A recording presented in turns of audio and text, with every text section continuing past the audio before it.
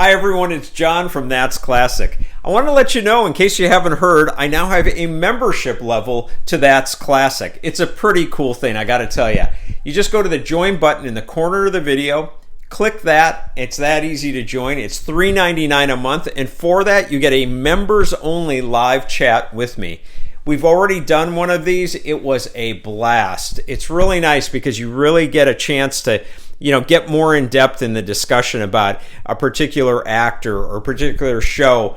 And it's just a lot more personal. So it's just been a lot of fun. In addition to that, I'll also shout out your name on my next episode, which is great as well, just to be able to, basically say thank you. Also, you will get my episodes released early to you before I release them to the general public. And your comment will always be highlighted so that I'll know that it's you ahead of time, and so it kind of stands out. There's just a lot. It's just been a lot of fun. I hope a lot more people join and become part of this process, because I think you'll thoroughly enjoy it. Just hit the join button in the corner and you'll be all set. So that's it. Here we go. On to the interview with Mariette Hartley. Well, it's another wonderful day on That's Classic. We have somebody we've been trying to get together. We finally actually were able to coordinate it, so I'm thrilled about that. And she's a wonderful actress, wonderful woman. And look, she's been in Peyton Place, Gunsmoke. Many of you would recognize her from the Polaroid camera commercials with James Garner. I know I certainly do. And so I'd like to welcome Mariette Hartley. Mariette, welcome. Thank you, John. It's nice to meet you again. It's a pleasure. So look, something that caught my eye, I did a lot of research on you, and something that caught my eye, there was this moment, and I want to know if it's true. When you were in high school, did you contact Rod Serling? Did you call him? Is that all true? This is the best question you could ask me. It was one of those miracle things that you just happened. I was 14 years old. I was the head of the drama department or school or club. I guess it was a club at Staples High School. And I was just so thrilled that we, like that week, had gotten a television set. The 1950, 1960, whatever it was. It was too late. It was too late. And that night I sat in front of the television and I suddenly saw this Requiem for a Heavyweight. Playhouse 90, right? And that old. Okay. Yeah. And I thought, wait, this is the most extraordinary thing I've ever seen. At 14, it was so powerful. Oh. Okay, so I'm there. I said, wait a minute. I know that Mr. Serling lives in my neighborhood. But I don't have his phone number. Get out of here. I didn't have his phone number or anything, but I did have one of those big books, right? I opened it up, look, there it is. Rod Serling. Oh, come on. It was in the phone book? It was in the phone book. Okay, I'm not finished. Okay, in the phone book, I thought, oh, well, what the heck? But I dialed and everything, and I heard, hello. And I said, hi, my name's Mariette Hartley. You won't know me, but I'm a huge fan of yours. It was Rod Serling. He answered his phone. Oh, and I said, Mr. Serling, please, forgive me for the intrusion, but would you come and talk to my class? Do you have any? He said, oh, sure. And I said, okay, so we made a date. He showed up with his wonderful pipe, and he walked in the room. It was a regular classroom, right? Sat on the corner of my desk, because I was the teacher, supposedly, right at that point. And we started, and he answered every question. He asked us questions. It was a divine moment. Okay. Cut now. We got to cut. 9 or 10 years later, no, it's less than that. I was in Hollywood. I don't know why. Don't ask me that. I hated it. I hated the trip. It was awful. But I suddenly met Sam Peckinpah, right? Huh? Yeah. Before we go on with the interview, I just wanted to remind you to please subscribe to That's Classic if you haven't already, and hit the notification bell so that you'll know when my next episode is being released. Okay, let's go on with the interview. 3 weeks, I met Sam Peckinpah. I did Ride the High Country, and don't ask me about that because that's insanity. And well, it was like if I were to say this is what I felt like, it was Alice's Adventures in Wonderland. Mm-hmm. I can't even describe how I felt. Anyway, I'd finished it and I was walking out, and the guy that let us all out said, "Good night, Miss Hartley." And I said, "Good night." And I started walking down the road. And suddenly there was this kind of very nice humming sound. It was a huge limousine. And I looked down, and someone was rolling down the window. We didn't have electricity then. Right. And I looked in, and there was this gorgeous guy. It was Rod Serling. And I said, "Oh, Mr. Sir," he said, "Hello." I mean, it was the same. It was that voice. That same voice. But I felt safe. It wasn't like one of those yucky things that was going on. Anyway, I said, "Oh my gosh, you won't remember me, but I was a dramatist." He said, "Of course I do." What? He said, "Of course." And I said, "Oh, well, it's lovely meeting you, and thank you for stopping in." Okay. 3 months later, I was doing the Twilight Zone. The Twilight Zone. Wow. The Twilight Zone. That was my first television show. The movie I had already just done, but the television show was like, oh my gosh, I can't even describe it. It was humbling. Yeah. What was that? What was the set like, by the way? Because I know the episode you did was called The Lawn Moreau, I think. Long Morrow. Lawn Morrow, like tomorrow, but the Lawn Morrow. That's yeah. Right. That's right. Which was really what it was, because he ended up in a rocket ship and I ended up in a piece of ice, because it's the O. Henry story, right? He wants to stay young, and he wants to continue to be old because he wants to be the same age as I am when he comes back. Mm-hmm. And that's what happened. He came down, and I had no idea what was happening, but we were falling in love and blah, blah, blah. And there he was, an old, old man. Wow. And it was, I think a lot of people were pretty touched by it because it was beautifully written. He wrote most of them. Yeah. I mean, he's just an amazing man. So, wow, that's my story. Didn't you also do a night gallery as well? No, I didn't. But I know somebody who did. Wasn't that Diane? Was that Diane? Somebody else did. Oh, interesting. Interesting. I thought you had. Well, that's still amazing. I mean, what a wild story to go from a phone call, and then this isn't that long after, and here you are. One, you meet him, and then two, he's putting you on the Twilight Zone. I mean, that's just. Did you audition for the episode? No. Mm-mm. Well, I mean, he knew I was working for Peckinpah. Now everybody knew all that. That was like, and so I think he knew that I had some experience. Mm-hmm. And we just hit it off. It was like, it was such a dream. I can't even describe it. Well, what kind of, I guess really, because I'm sure that my subscribers are going to go, gosh, why don't you ask them about Rod Serling? What was Rod Serling like, I guess, just as a man? Oh, he was horrible, horrible, ugly, terrible, terrible driver. Absolutely heaven. And I met him before I met Peckinpah, who Hmm. was lethal. He was, oh my God. He was okay. We laughed together. That was fine. But uh, he was a toughie.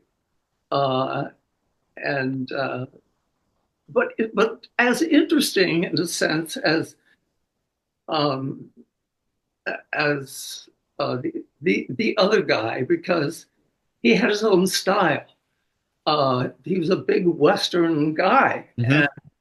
he was tough, and he was rough, and he was a terrific director. Yeah. Made me laugh a lot. But the people that were so wonderful in that show were, Joel McCrea and Randolph Scott. Who Yeah, the it's heck? considered, I mean, that's considered one of the best. I mean, really. Yeah. I didn't know who they were. Oh, come on. Even then? No, because Wow. television, we had one movie house in Westport. They never showed us westerns. Huh. My first movie that I ever saw there uh, was Morishiro in the Red Shoes. Oh my gosh. Wow. Wow. Okay, a little different. Yeah. Um, just a bit. What by the way, I heard mixed things on the, when I was reading, when I was looking at interviews, whatever. Was there an issue there with them? Is there truth that they were like trying to like more or less like stuff, to make your chest look bigger and all that? Is that Oh, true? oh, it was ridiculous. Yes, that's true. Yeah, it's true, uh, and very funny because I mean I've never had breasts. Um, I've been able to nurse both my children for 3 or 4 years, so I should have had more. Yeah. Um, but no, oh no, Sam was big for the boobs. I mean, well, most of those guys were anyway. Um, and he kept, it's a true story. He kept. I was trying to get all of these costumes on and getting dressed for this and for the we had what do you call it? We had tryouts, Hmm.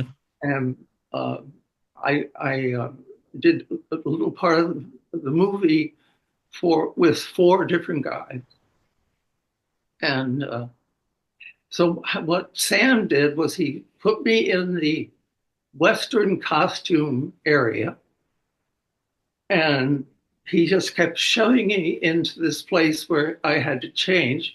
But it wasn't just that.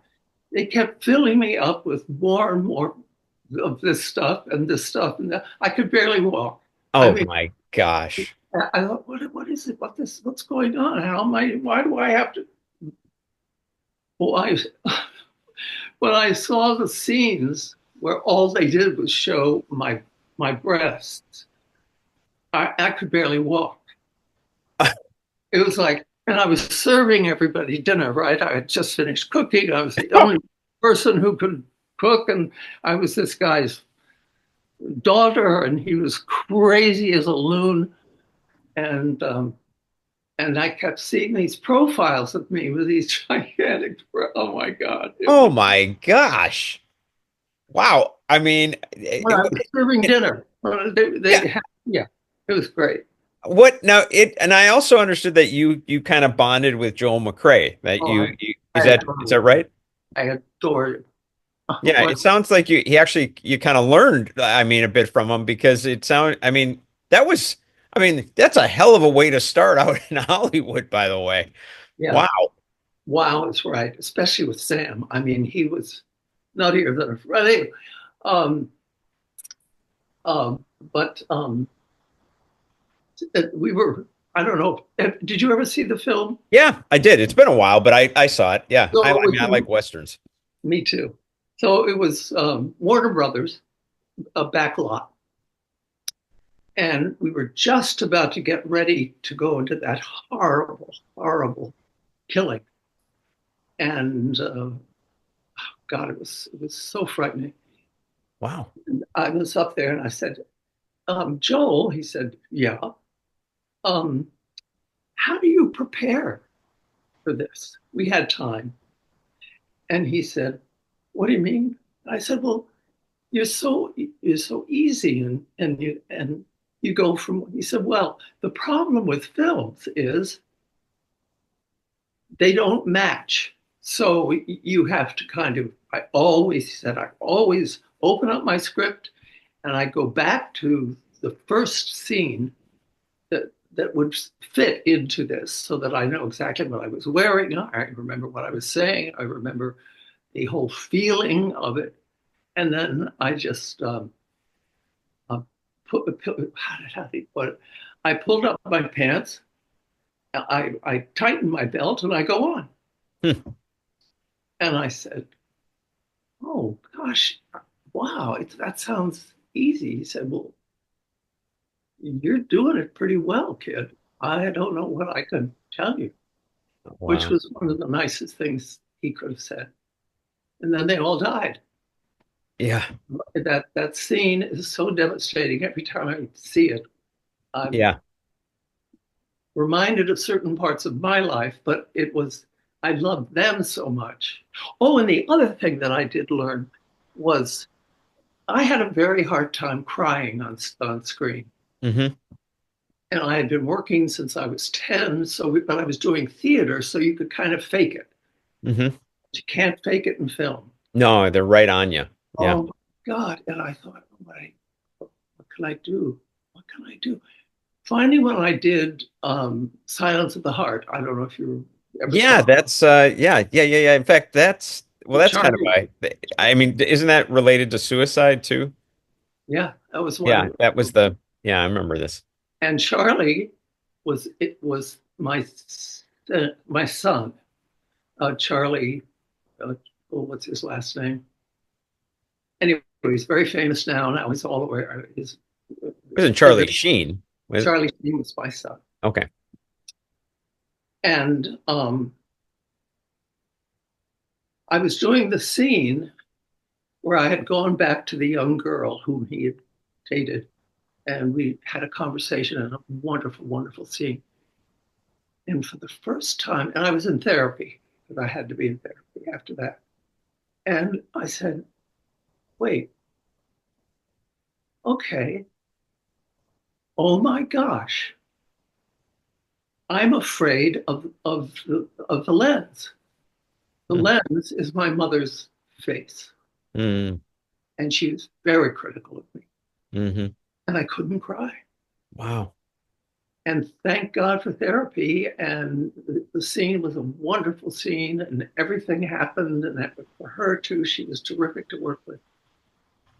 And yeah, I kept learning and learning. I mean, I did. I was at the Shakespeare Festival in Connecticut, and we John Houseman put me in there, and I did a repertory company all over the United States with a man named Bert Lahr. Oh, very famous. Yeah. Yeah, I mean, but who did I know? And my part was Helena in A Midsummer Night's Dream. It was a wonderful part, and I adored him. He was fabulous, and he was always off stage when I was working. And we were in a huge theater in downtown LA. And I had my monologue, which is how happy some or other some can be. In Athens, I am thought as fair as she, but what of that Demetrius thinks not so? Well, he will not know, but all but he do know. Okay. Now, I usually got a kind of giggle from it. I did it better than I'm doing it now. Well, yeah. I mean, fair enough. Yeah. Right. And I ran off. Nobody laughed. And I was used to that laughter. Mm-hmm. And I ran off, and he was there, the friendly lion. And I said, Bert, they didn't laugh.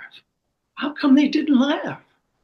How come? I mean, I did it the same way. He said, hmm, you want to know why, kid? And I said, yes. Oh, yes. And he said, because you wanted them to, kid. I get chills every time I think about that because, yeah, Mm. but I was what, 19?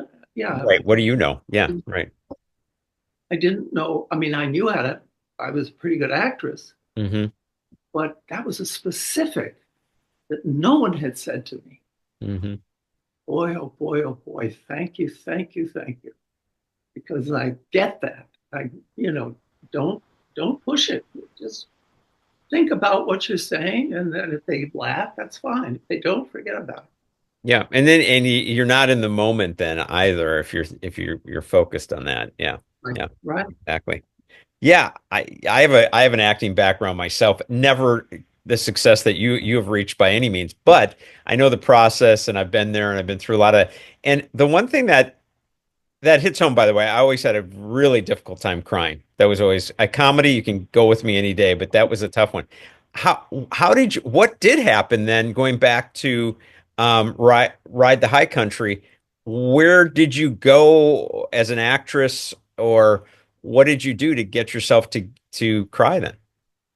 Well, that was the first thing I did, and the only thing that I really had to do that was difficult was working with my father. Uh, what is his name? Such a wonderful actor.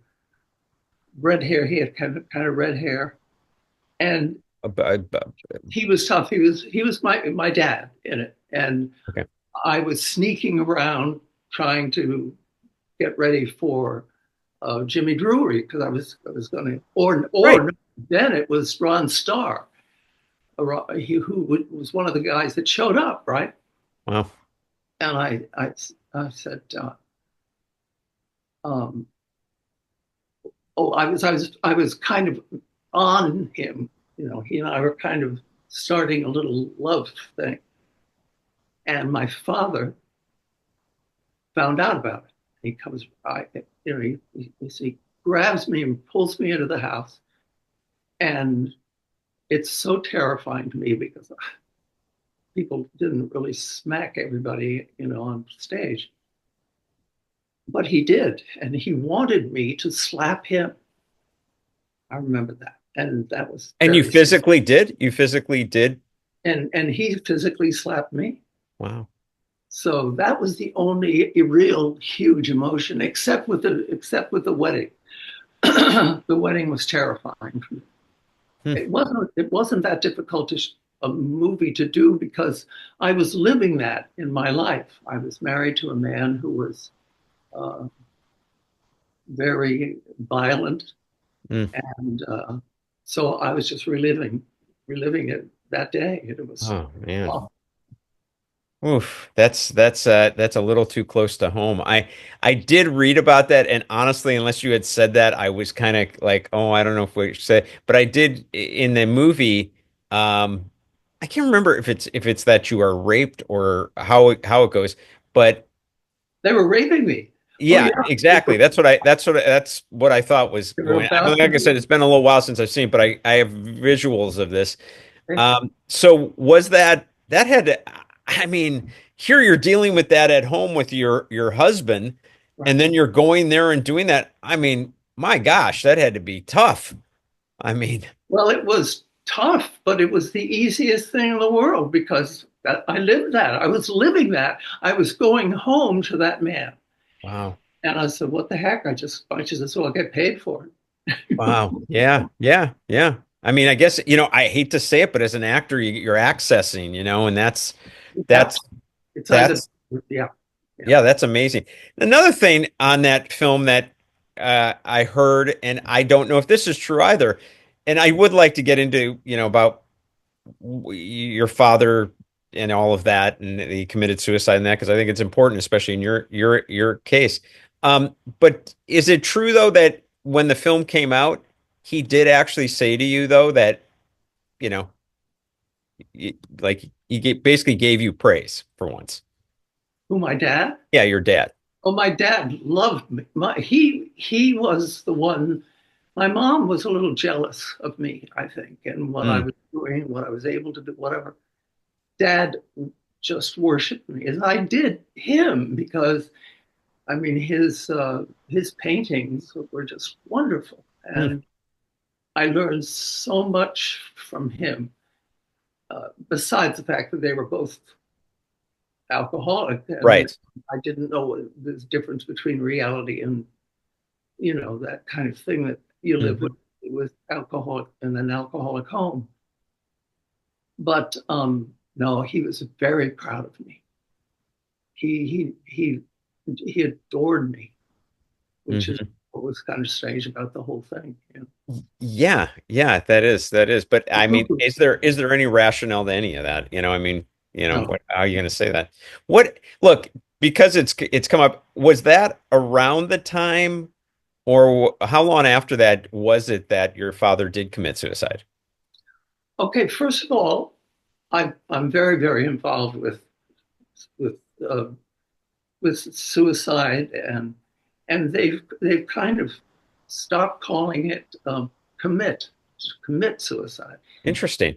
He um, I always say he kind of passed away, or uh, the only difference was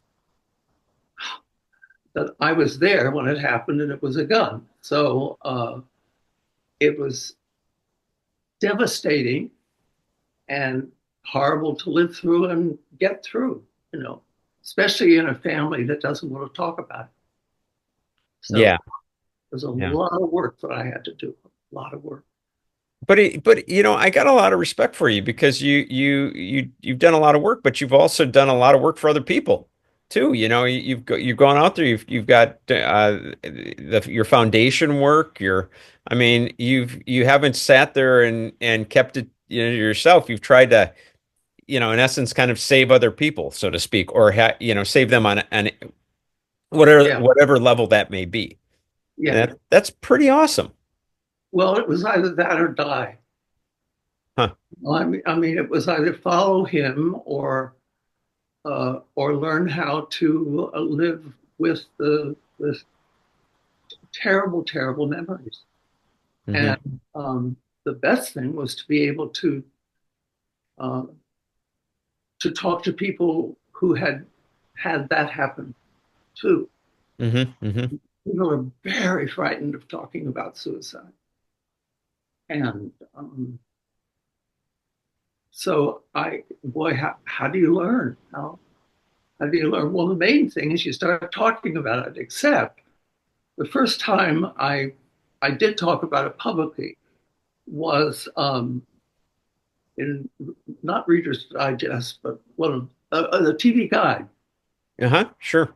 TV Guide, I did talk about it, and my mother just had a fit. And she said, I don't want you talking about this at all. Oh my gosh. And she had tried herself, correct? And then she came. Oh no. Come on. 5 times? Oh, at least yeah. Wow. I mean, my family was,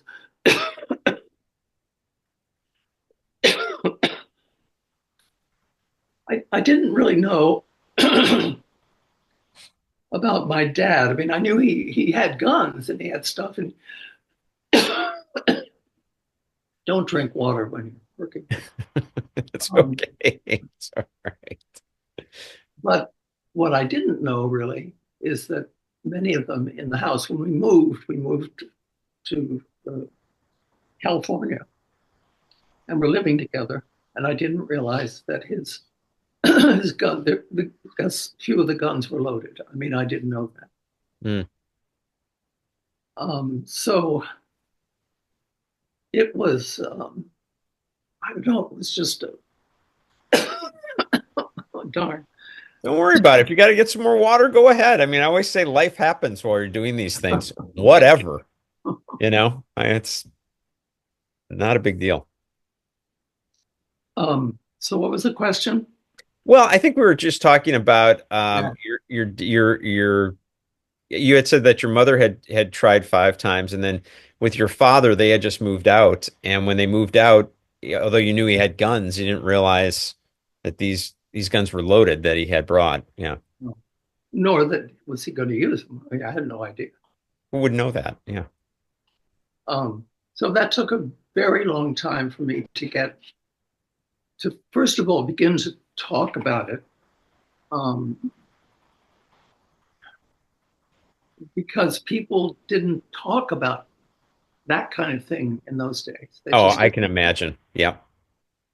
and there's so many things that were happening that people would talk about, could talk about, but not that. And I don't know when I finally realized that I had to.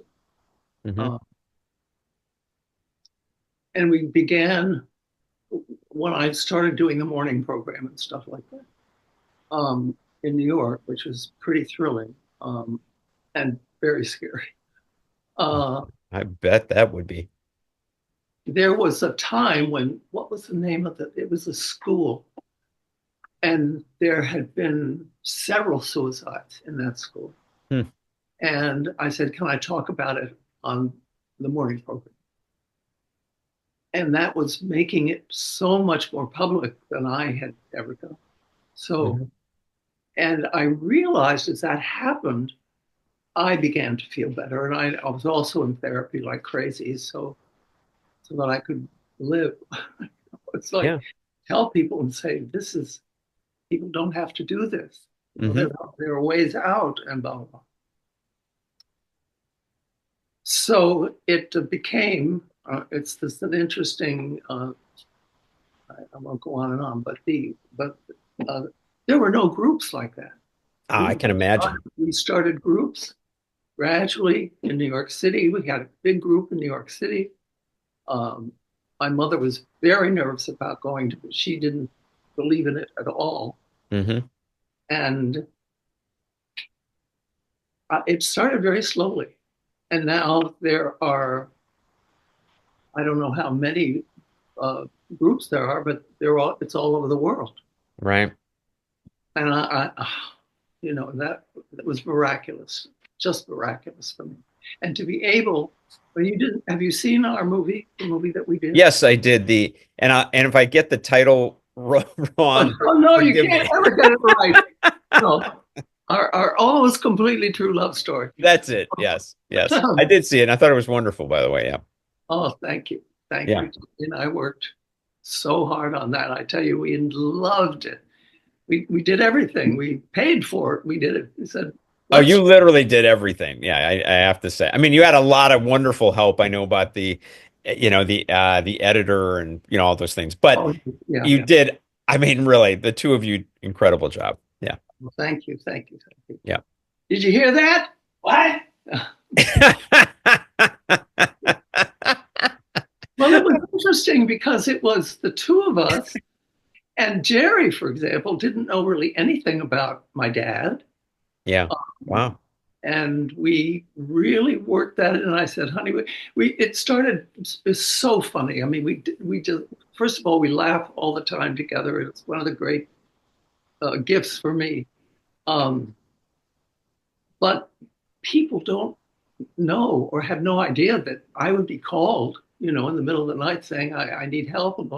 It was such a gift for me to be able to give that back. And Jerry was so wonderful about it because he hadn't had anything quite like that ever happen to him, but he's had his own stuff. Sure, everybody does. Everybody's got something. Yeah. So, it was just a blessing. And when we started doing it publicly, oh my God, we've gotten such response to it. I hope everybody sees it. Well, I hope they do too. By the way, it was very good. It really was. And I think they will. The more people know about it, and I will definitely have that in my description. By the way, too, when I put this out so that people know all about that as well. Let's step back. I think a couple things we definitely need to talk about. Definitely Gunsmoke, because I have a lot of my subscribers that love Gunsmoke, and I know they're going to immediately clue into Mariette Hartley from Gunsmoke. Like, not Um, that you haven't got a million things, but there's a lot of people that remember you from that. In the various roles that you played, I guess. So what are your favorite memories of Gunsmoke? Jimmy Arness. I mean, I was so blessed to work with these guys that, I mean, Jimmy Garner, my God, Oh, you come can't on. get anybody better. And Jimmy Arness was one of the funniest men alive. No one would ever Come know on, that. James Arness. Now that I haven't heard. That's funny. Wow. Oh, you talk like that. You say, yeah. Don't do it that way. And I would giggle and laugh. And the first time I met him was Cotter's Girl, which people have just loved, and I adored it. And it was the Pygmalion story. Oh Uh, no, I haven't seen that. Yeah, okay. haven't? Oh, you have to see it. I will have to see that. I'll put that down on my list. Definitely. I was, I think, 21, 22, 21 when I did it, and I was like a typical kind of, I don't know who I am, what to really wear. Hmm. I sleep in a tree. I mean, it was heaven. Wow. And he was, I mean, Jimmy was so scared of having a young woman ride all, because he had to come and pick me up. Pick me up.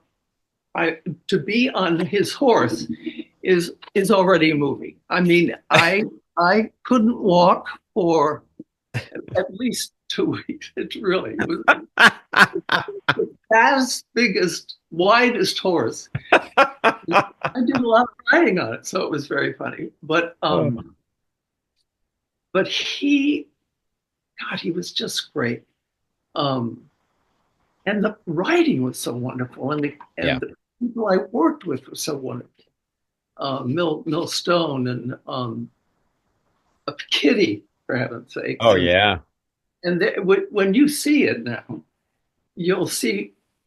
Unfortunately, you won't see what was happening to me, but um, it was one of the funniest scenes where they're all trying to teach her to, like Pygmalion, to dress. Now you dress now. Like, you just and then when you got on a curtsy, this is Dennis Weaver.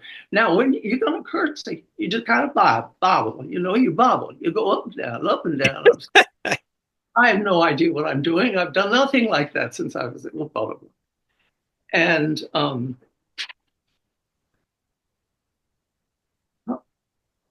well, you will see a room where they're now teaching me how to eat like a regular woman.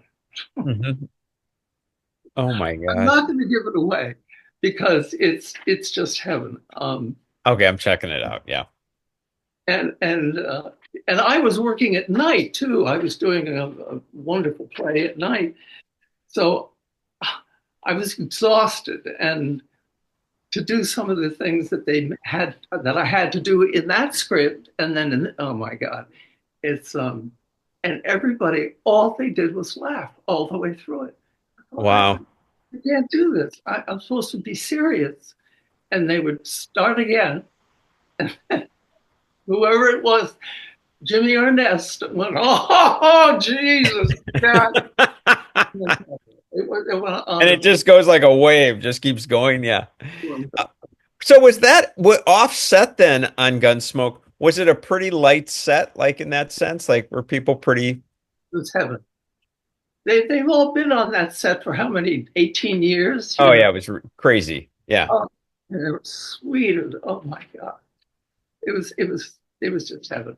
Wow. The other one, I mean, you've got so many, but the other one that I kind of always snickered about was Bonanza because I swear you were the girlfriend, the woman, whatever of Oh, every one of those guys.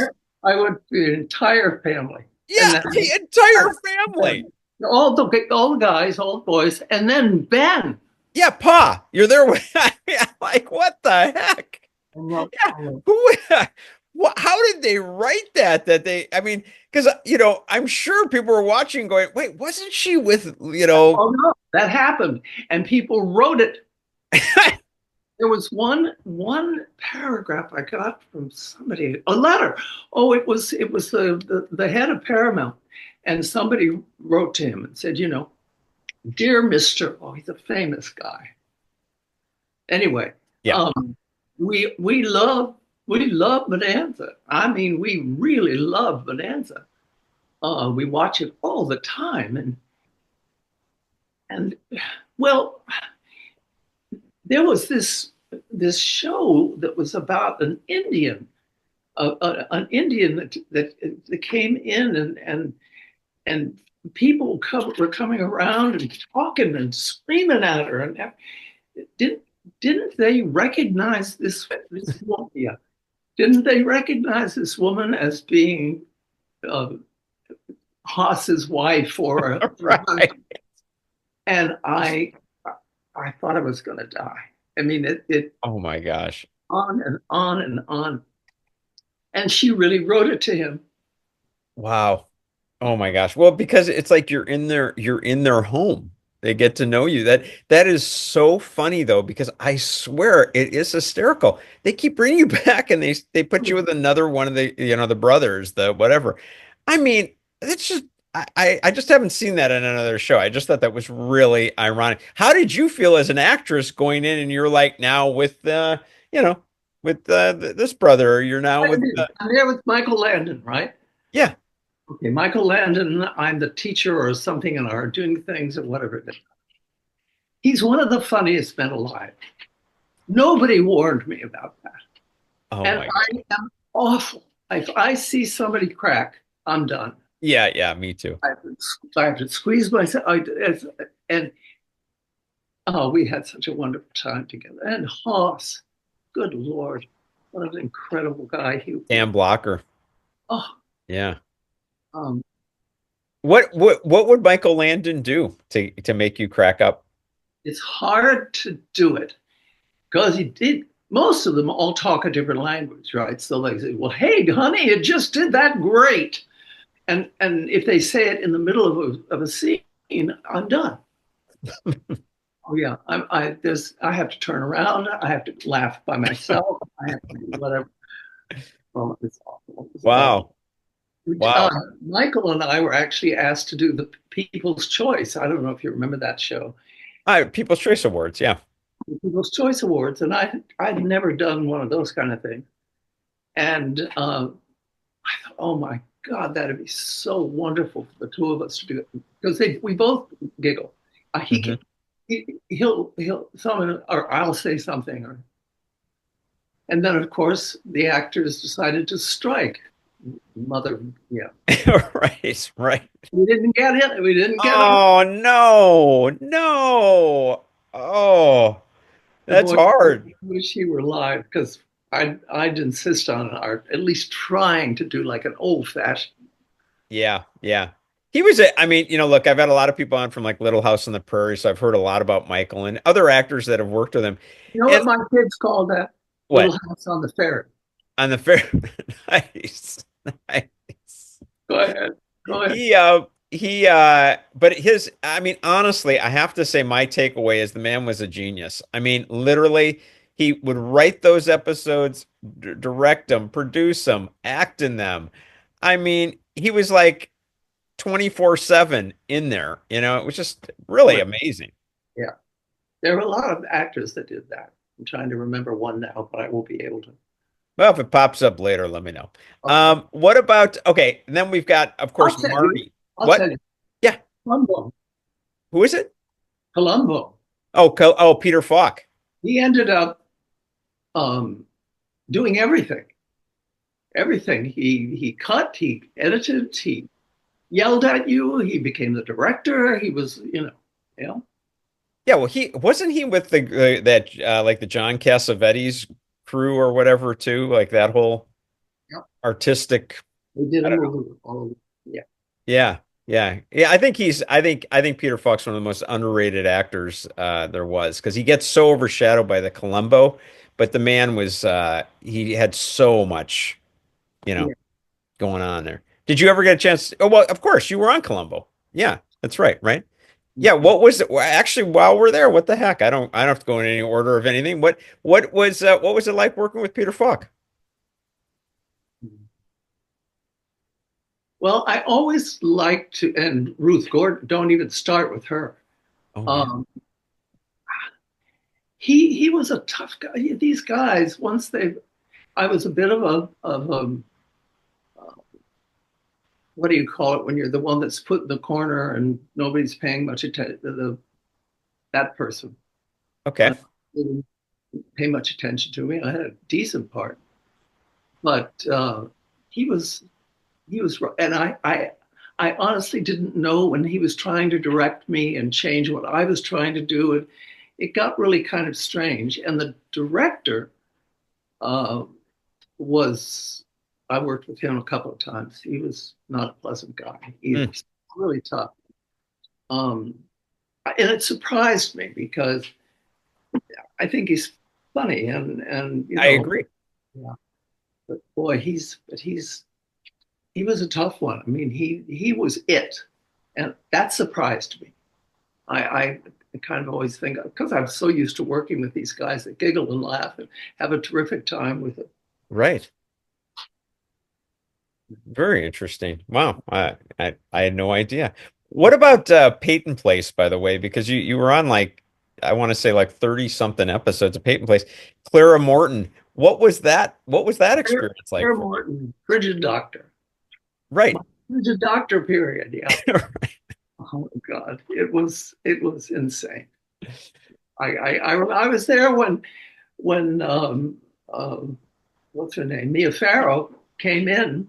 I don't know if you remember, but she started the show with very long hair. Yeah, I think yeah. I mean, looking back, I mean, wow, yeah, I could see her with that. Yeah. So she was also dating Frank Sinatra, and we were all kind of interested in that.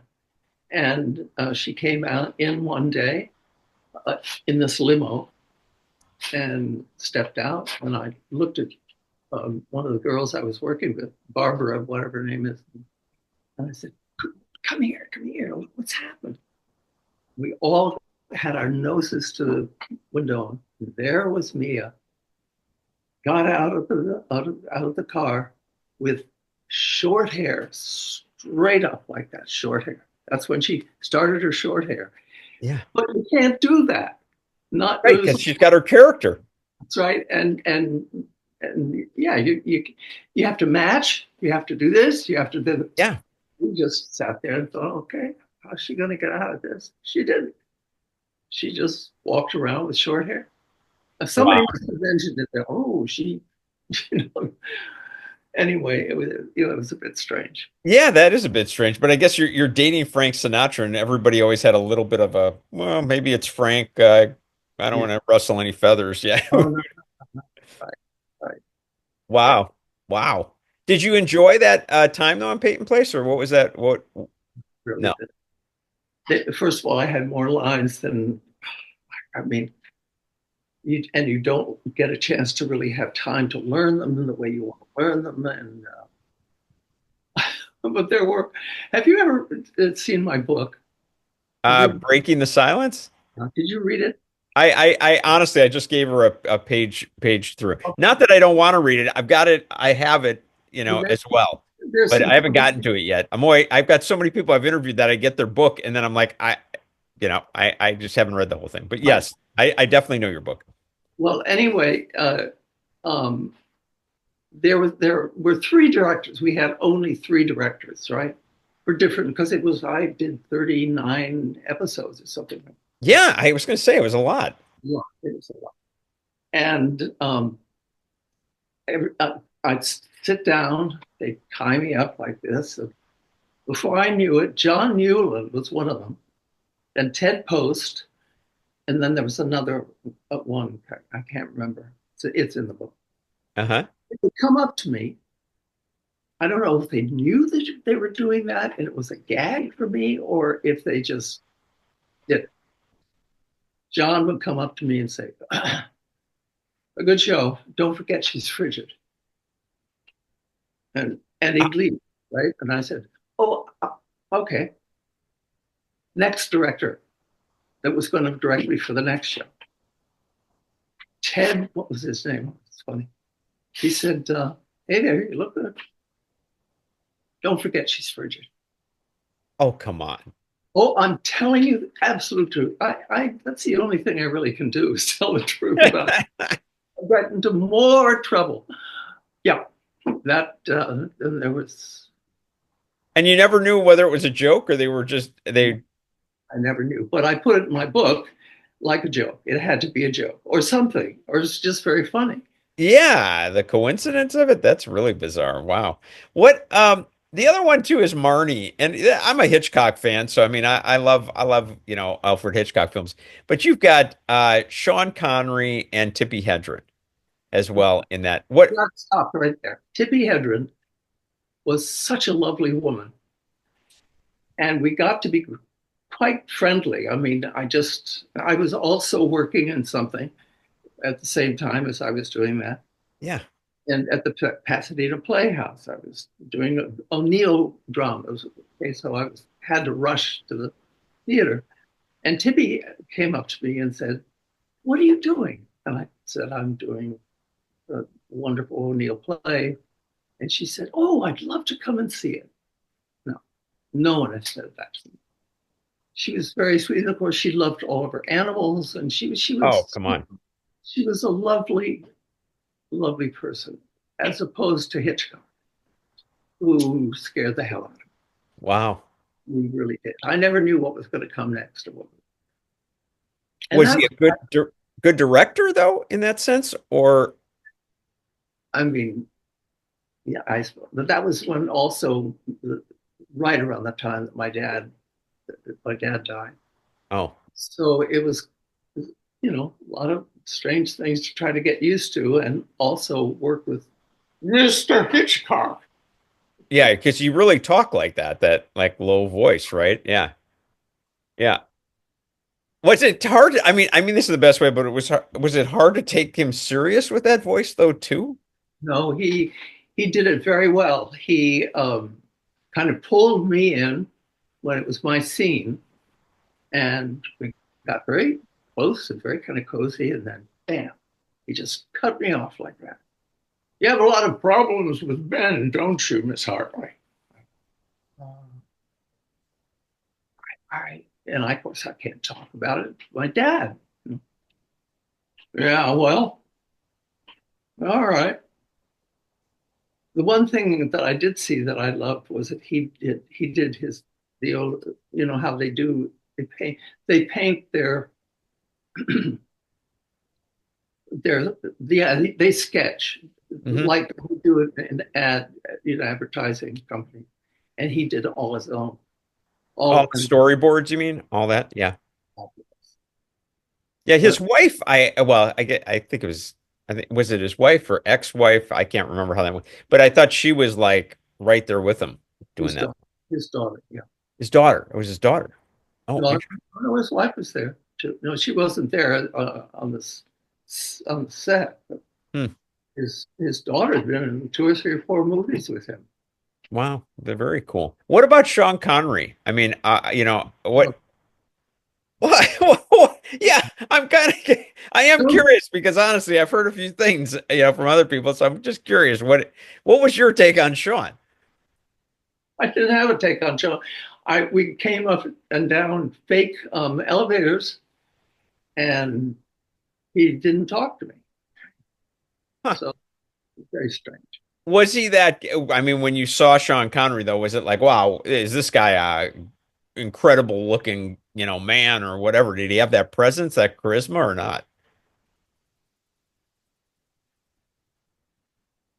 I couldn't even come to that. And you have to remember what I'm going through in my own life too. Yeah. So it's like, yeah, So okay, one more person isn't looking at me. yeah, That kind of feeling, yeah. yeah. That's a good point, though. I mean, when you're dealing with all that with your father and everything like that, you're probably it's like you're just trying to move through this. Yeah, I understand. And Um, good. you have so many. I mean, it's just kind of fun, just like looking at your resume just in general. But the other one, of course, I happen to be a Trekkie, so I mean, I remember you really well kissing Mr. Spock. You know, I mean, I shook Spock. oh my gosh, that's so funny. That's it, unless they're Jewish, so it's okay. But that's the way I always introduce myself. I shook Spock. Oh, is that funny? But before he met me, I mean, I taught him how to eat meat. Mhm. Yeah. That's all true. How, But yeah, tell me. I have to wear that stupid bathing suit made of leather that was designed by this very strange designer who just thought I looked fabulous. I had never, ever been comfortable with most of my costumes, Uh-huh. unless they were Shakespearean, and then they were happening, But Right, right. these Did guys, well, what was Star Trek like to work on? Like what was that set compared to what the other sets that hey, you who am I? Who am I? You ready? Hi there. I'm great. Can you William guess? Shatner? William Shatner. He got hi there, cutie. And then you don't know. Most people don't know how short he is, but he was wearing shoes this thick. Oh, big lifts? Now, Yeah. I'm taller than anybody, so I can see anything that you're doing, right? Oh my gosh. And I tell you because I used to walk like him too. I just go, okay, I'm a great looking guy. Fall in love with me before. That's true, really. He, a lot of those guys kind of thought they were pretty hot stuff. Yeah, well, believe me, I've interviewed uh well, Chekhov, who was on that set, and he said, I mean, he was always kind of like separated from. Yes, yeah. What about Leonard Nimoy? Oh, Jerry, what do I do? I'm going to be fired from everybody. He's passed though, hasn't he? He has Leonard Nimoy's passed. Yeah, he didn't recognize You me. killed him. Killed him, right? Oh Um, my gosh. he's, it's hard to describe uh, people's idea or vision of themselves. Hmm. And of course, I had to be madly in love with him because that was the whole thing, right? Exactly, yeah. Thank God that didn't have to be Bill. That was the main thing. He was an okay, I mean, he was a good actor. He was a serious actor. Um, I thought he looked kind of funny. Um, but he was pleasant especially when he showed me how to do it. That's it. That's what they do. Okay, that's okay. Yeah, That was worth it right there. I got it. Okay, no, that's great. Now let's go a totally different route. And once again, honestly, a lot of these movies and stuff in these series, I'm like, they're some of my favorites. Magnificent Seven rides again. I love the Magnificent Seven. Jerry, What? what am I going to do? At least I remember his name. Lee Van Cleef. Thank you. Yeah. He was a good artist.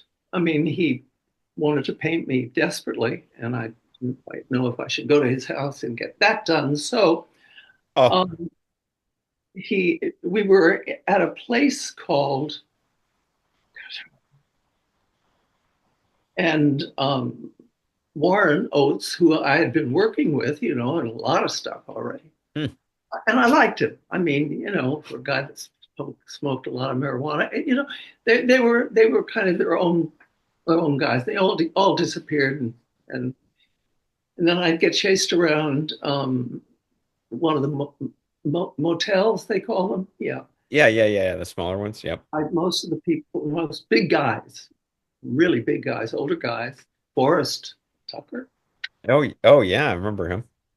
I'd look back and there was somebody chasing me, and I didn't, I was at that time 23, 20, something like that. Oh my gosh. And I was getting sober, which was a kind of interesting thing because it was important for me to be a sober member of my family. I had to. That's awesome. Something had to be. Yeah, right. yeah, I gotcha. So I was going, as I was being chased from one story to another in this motel. I said, okay, what am I going to do? So I put these signs all over my wall that said, "You're doing great, kid," or whatever. Just lovely biblical things or things I could laugh at. And then I'd hit an AA meeting, and which meant that I would drive all the way. It was what state was it in? Was it like Utah or Arizona or Nevada, one of those? I think it was Arizona. Okay. Very, very pretty. And I drive myself and feel wonderful, and everybody else is over, they're sick at their stomachs and they've had a bad night. But the really funny thing about, for me anyway, I mean, if I take things seriously, I'm done. Yeah, I get it. Um, I don't know. Marie Gomez she was the breasts of it. See, Yeah, breasts, that's so well I said. still didn't. So Yeah, I got it. just the flat and the large of it. Um, and what Lee Van Cleef. Lee Van Cleef's whole vision of itself was copper tone. So that was sexy. Yeah. So to kiss me at one point or hold me or whatever. After Marie and he had their thing, and so I waited for it, and I saw him start putting on the copper tone.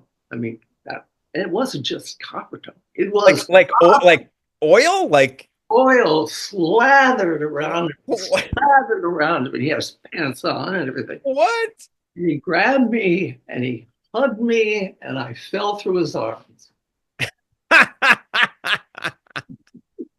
True story. Oh, I slipped. I slid.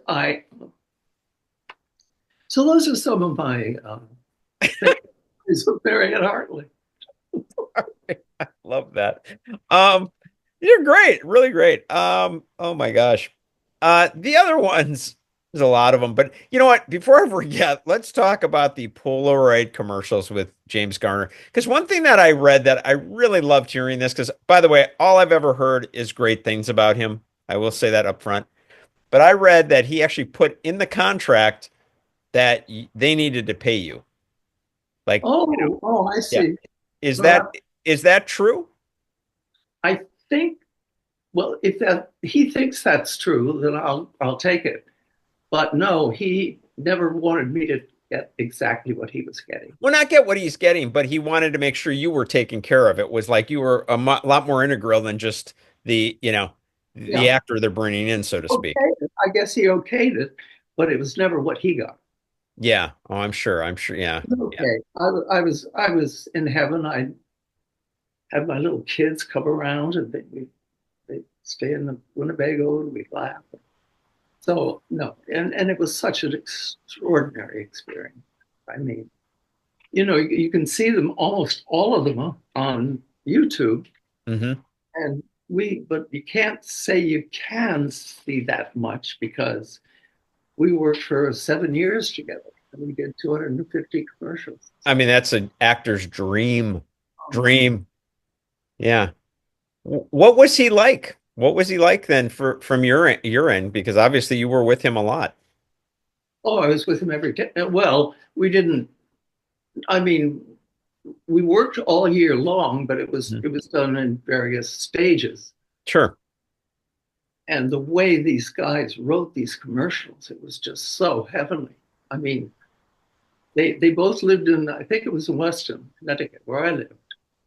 And his name was Bob Gage and Jack, I can't remember his last name. And they worked together all the time. He was the head of Doyle Dane, Burnback, and they lived close to one another, and they would write down, Bob, pardon me, would write it down, fold it up, put it in an envelope, walk over or drive over to Jack's house, put it in his mailbox, and Jack would read that. He'd change it, and he'd come back and he'd show that to Bob, and we did that. That was it until they, well, in the very, very beginning, and how I got the thing, I think, was because I ad-libbed. When he said at the end, "Well, that's only one step," and I said, "No, it's two steps." He said one, and I said two, and I got the show. I could not. I was terrified that I had stepped on his toes, and oh my God. So you actually auditioned with James Garner at one point? Uh, no, not with him. Oh, But that, just with Bob and yeah. yeah, So but what boy, about the first time you see James Garner? You're going to do it. First of all, were you nervous about that? And second, what was that like that first time you guys met? well, I had seen him. When you're in Hollywood, I mean, you get to go to Metro, and you get to do your things in various other, studios. And Yeah. he was always around. He was having lunch or something, and I'd say hi, Yeah. and always said, "God, I would love to work with that man," and had no idea, like that, no idea. Wow. And he was really, he was a very unsung actor. He did some wonderful films, and he was wonderful to people, um, to me. Was so sweet to my kids. He's just a great guy. I have nothing against him.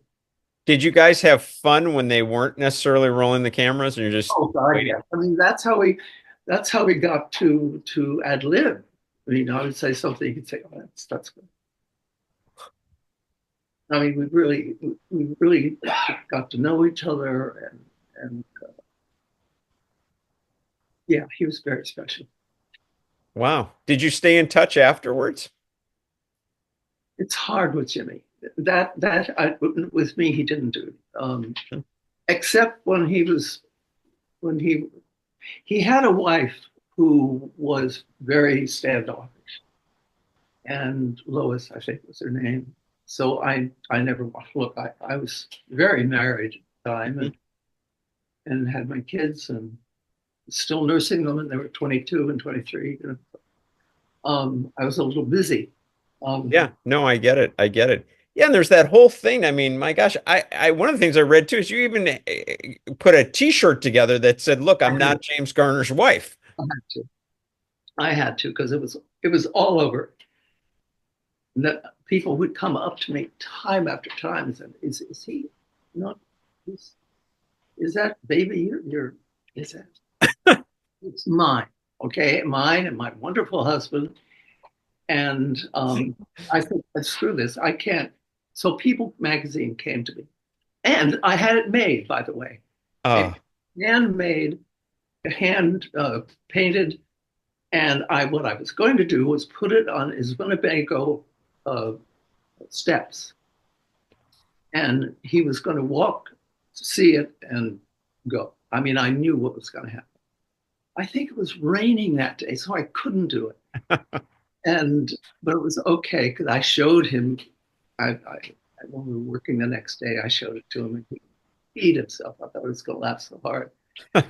And People magazine picked up on it, and I think I had a 7-page. wow. I didn't even know how lucky I was. It was just heaven. Oh my gosh. And it's there. There, I still have the picture, and the two of them in my arms, like that. My father's name is Patrick. That was Sean's, and then of course Justine's was still a little baby, and she said, I think, what was it? Oh well, no, I'm not James Garner's baby." Oh, funny. I mean, really funny. So it was sweet. Wow. Okay. And Well, yeah, listen, I don't want to keep you too long. I mean, I got a million things I could ask you about, but I really appreciate your time though too. I just want to make sure that the audience remembers it's our almost completely true love story. That is the short film you guys did, and to watch for that.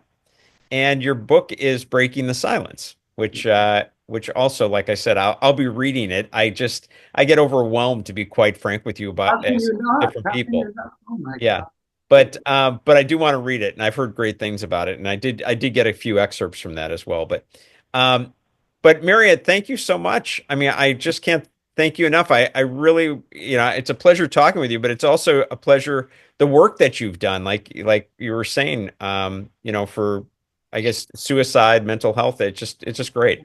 Yeah, that's been the highlight of my life. I'm glad we got it into the film because that was one of the wonderful things that Jerry and I got to do when I said, honey, this is funny and I love it. I think we need to go, pardon the expression, a little deeper. Hmm. Hmm. And we did. And with my dad and what else did we do? Any close up on me, you edited Seriously, We got deeper. that got really deep. Anyway, it's lovely talking to you. Thank you. Thank you for this. Oh, believe me, it's been a total pleasure. I mean, maybe at some point you can come back and we'll talk about Sure. some other stuff, because my gosh, you have so much. I'd have to be here for 5 hours with you just to go through your whole resume. It's so incredible. So anyway, total pleasure. Thank you so much. It's so nice meeting you, John. Thank you. All right, you got it. I'll let you know when this comes out. Oh, great. Thanks. You got it. Hope you enjoyed the interview. Please don't forget to hit the subscription button and also hit the notification bell right after that so that you get notified whenever I have a new episode. And be sure to check out some of my other interviews. Henry Winkler, Jerry Mathers, Angela Cartwright, Shelley Fabre. It goes on and on. They're so great. Enjoy.